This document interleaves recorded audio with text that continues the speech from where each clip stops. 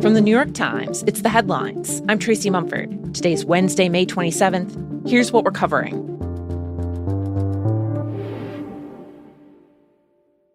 Tonight, we just sent a Texas-sized message to Washington. Change was on the ballot, and change won. In Texas, Ken Paxton, the state's far-right attorney general with a long history of scandal and controversy, took down longtime Senator John Cornyn. It was essentially a decisive victory for the MAGA movement over the state's old guard of conservatives. President Trump is the leader of our party, and his endorsement is the most powerful force in politics.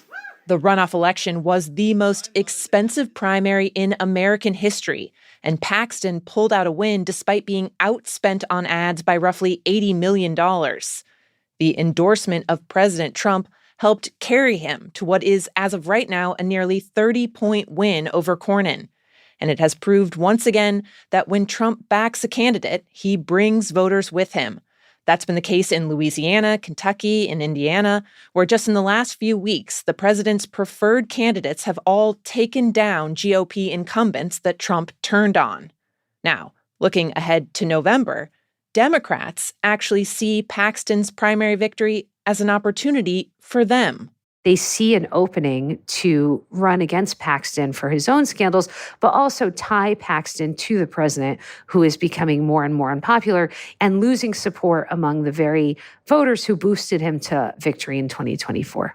Lisa Lair is a national political correspondent for The Times. She says Democrats are feeling confident about their own candidate for Senate, James Tallarico. No Democrat has won statewide office in Texas for decades, but Tallarico's quickly become a national name, gaining a huge amount of momentum, a lot of fundraising, and his Bible-infused messaging has really resonated in Texas.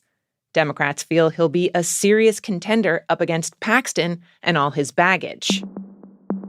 Look, the idea of turning Texas Democratic has been like Charlie Brown in the football for Democrats. They keep trying to get it, and the football at the last minute is taken away.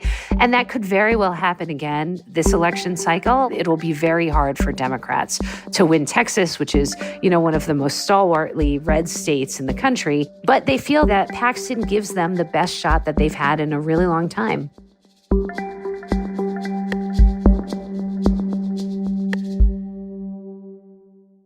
In the Democratic Republic of Congo, the Ebola outbreak has now become the third largest on record. And the Times has learned that the Trump administration is planning to send U.S. citizens who've been exposed to the virus to Kenya, according to several people familiar with those plans. It's a starkly different approach than how past administrations have responded to outbreaks. In those cases, healthcare workers and other Americans who were exposed to Ebola were brought back to the U.S. to be treated in specialized medical units. One public health expert told The Times he was surprised by the change. Ebola has a high death rate, about 50%, and he said people's chances of getting through an infection would be higher in the specialized facilities. The Times talked with an American doctor who got Ebola back in 2014 when he was treating patients in Guinea. He was then brought home, and he said he thought it was unlikely that the facility the Trump administration is setting up in Kenya could match the sophistication of what the U.S. already has. He called leaving Americans there, quote, a dramatic abdication of what we owe our own. A White House spokesman declined to comment.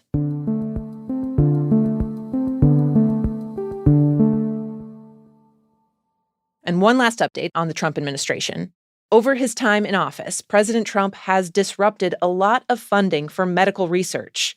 In some cases, it's since been restored. But the Times has been looking at what even short pauses in grant money have meant for the work. When the funding came back, it wasn't just like turning back on the research light switch, so to say. My colleague Simar Bajaj dug into one research project in particular, where a biomedical engineer at Cornell University, Dr. James Antaki, is trying to create an artificial heart for babies.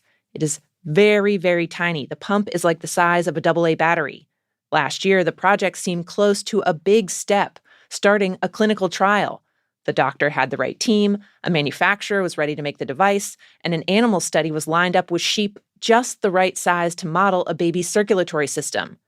Everything stopped, though, when the Trump administration temporarily froze more than $1 billion in funding for the school amid a civil rights investigation. And while Cornell later settled with the White House, Simmer said getting things going again has been hard.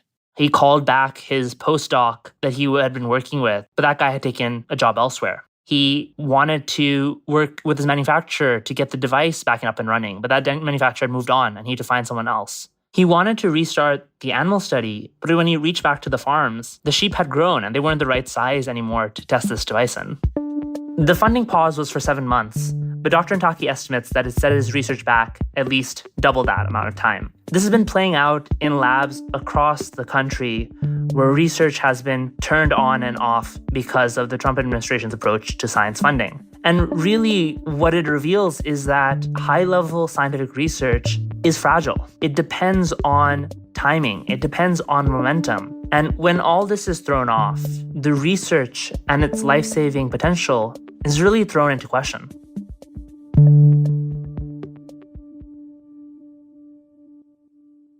In Iran, the government has started restoring internet access for tens of millions of people.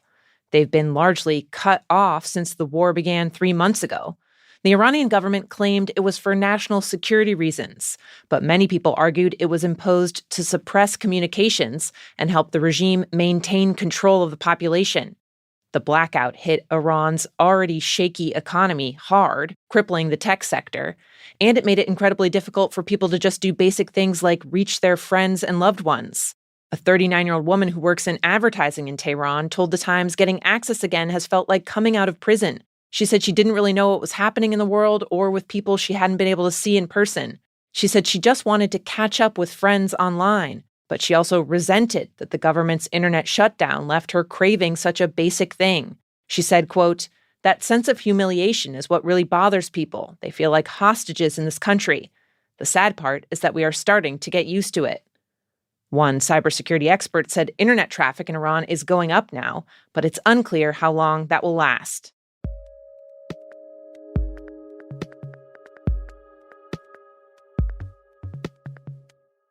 And finally, in Silicon Valley, AI startups are now everywhere, promising they can do just about everything. And in that flood, it's become hard for companies to stand out. That's what is our AI search strategy. So they've started making slickly produced hype videos to try and get attention, filling social media with some bizarre ads. It's not a dream. You just have to wake up.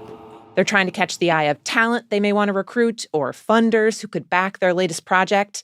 In some cases, companies are spending tens of thousands of dollars on production for these videos. And notably, a lot of them are not using AI to make them. They're bringing in actors, full crews, etc. The head of marketing at a company that dropped $80,000 to make a video told The Times they didn't want to use AI because they felt like it would make the company look sloppy. Quote, "I feel like people would know. If we had done that, it would just look very cheap." Those are the headlines. I'm Tracy Mumford. We'll be back tomorrow.